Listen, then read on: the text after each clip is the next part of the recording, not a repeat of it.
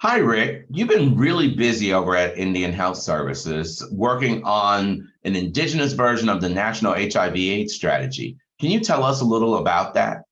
The Indigenous version of the National HIV/AIDS strategy was something that came about, in theory, about a year and a half ago. Luckily, the folks at the Minority HIV/AIDS Fund decided to trust us with a brand new idea of taking something that already existed. It's a fantastic guiding tool for us.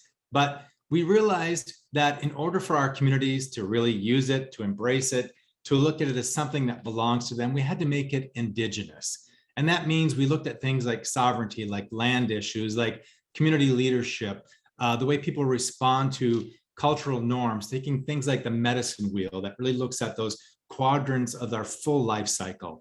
And we added that to the NHAS. We call it Indigenized, Indigenous HIV/AIDS Strategy. That's great. So the Indigenized doesn't replace the National HIV/AIDS strategy. It complements it. Is that correct? Yeah, I'm so glad you brought that up. We never intended to replace NHAS.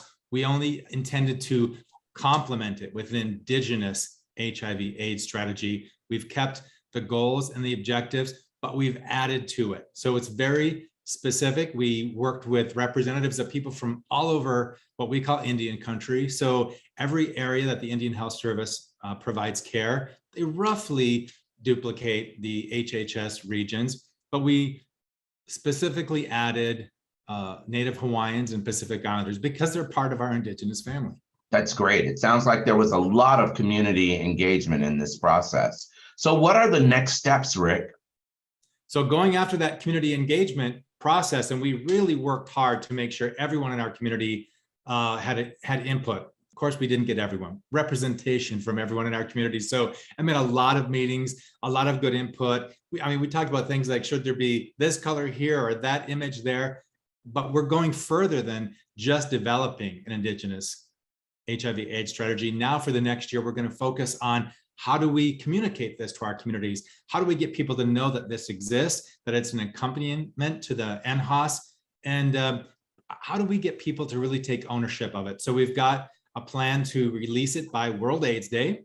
And we've got a social media aspect of it. We'll work closely with HIV.gov to help magnify our messaging, but we're going to be talking about that at every turn, at every opportunity we get as we work together to end the HIV epidemic. Well, congratulations to you and congratulations to our Native American brothers and sisters. This is really exciting, and I hope that our viewers stay tuned to HIV.gov to learn more about the Indigenized. Thanks, Rick. Thank you, Harold.